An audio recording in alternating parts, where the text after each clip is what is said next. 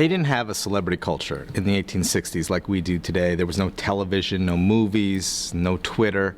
But if there was a celebrity in that era, John Wilkes Booth would have been one of them. He came from one of the most famous acting families in America. He himself was a popular actor in his late 20s who was widely known. He was handsome, and he was important, and he had been in plays that the president himself had seen before.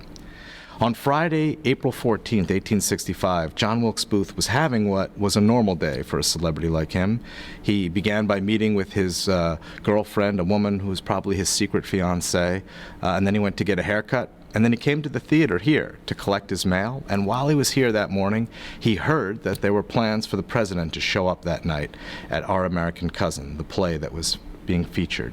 And he decided then that he was going to take his secret identity, the one that none of the people in the theaters like this one knew about, that he was a Confederate spy and a courier, and that he had been engaged in a conspiracy plot, first to kidnap the president, and now to kill him and other leaders of the government.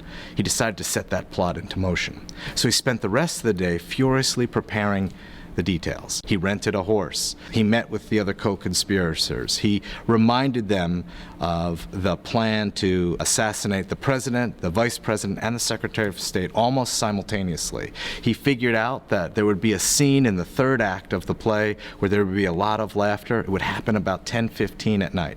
He came back to the theater. He looked over the passageway outside the state box where the president and his guests would be. It seems that he probably drilled a hole into that passageway so that he could see into the box better, and he prepared to barricade himself into it after what he thought would be a fight with one of the presidential guards. And then the play unfolded. The president and his guests arrived late. Booth came even later. He knew when he wanted to strike, but he was admitted to the box relatively easily. The people in this balcony who would have seen him wouldn't have been surprised at all. He was a famous actor. The presidential servant who was seated outside the box had no problem admitting someone as popular or well-known as John Wilkes Booth. And it turned out that the police detective who was supposed to be inside the box wasn't there at all. He had gone over to a nearby tavern to get a drink.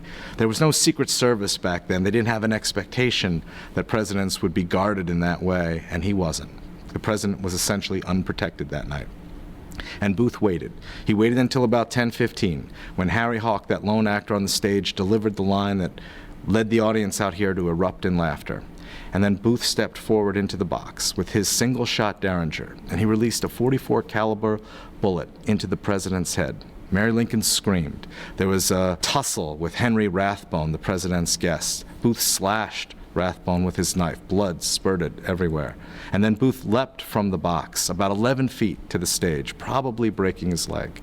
Harry Hawk was frightened and fled, but people in the audience out here were confused. They didn't actually know what was going on.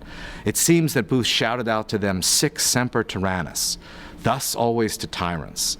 He thought of himself as a Brutus who was slaying a Caesar. He thought of Lincoln as a dictator who had ruined the country, and he was avenging, in his perspective, democracy itself.